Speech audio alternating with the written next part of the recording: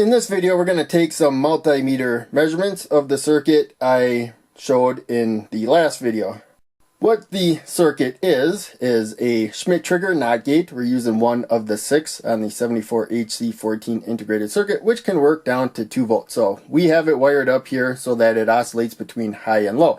It didn't do a terribly great job of powering an LED, so instead we're going to use it to switch a NPN bipolar junction transistor on and off, 2N3904. We're going to compare that with the 2N2222 in this video too. But in any case, we're just switching the transistor on and off, so hopefully it's letting the full voltage go across the red LED when it's on. Of course, there'll be a little losses, we'll see that, but hopefully it's not too bad. And now we got the meter. It's an auto ranging meter. I just have to set it to voltage. It does the rest right there. And we will first measure the voltage at the rail there. So we're losing just a tiny bit, but that should be the power that the whole load is getting, the voltage I should say. Now we're going to go across the collector and emitter of the transistor.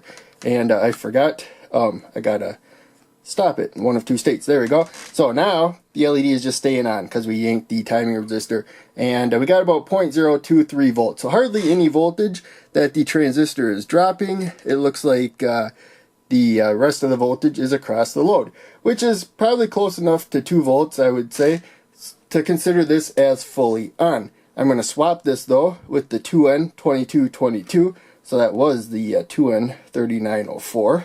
And they got the same pin layout. You can just swap them, and we'll see that we actually have a lower voltage built up across the 2N2222. I think that's why it can handle more current, and you can see that extra little bit of voltage goes across the load. So it's working a little bit better, but I think ultimately it's the same exact circuit for the most part. And before we take the last measurement, I wired it back up as it is. We're going to set it to measure milliamps. We're going to see how much current is going through the LED. I have to set it to the right setting for this one. So milliamps. We saw the power supply going up to 3 milliamps. So that's what we're expecting. All I'm going to do is yank the transistor. Also, I added a smoothing capacitor here to the supply rails because I was going to try to measure something else, but I was falsely triggering the integrated circuit. So the integrated circuit's still doing its own thing, just doesn't have a load right now. But as you can see, we have it looks like about 0.3 milliamps of current flowing through there. So the transistor took away a tiny bit of voltage, so it'd be a speck lower than that. But looks like that's what we were actually getting, at least 3 milliamps of current.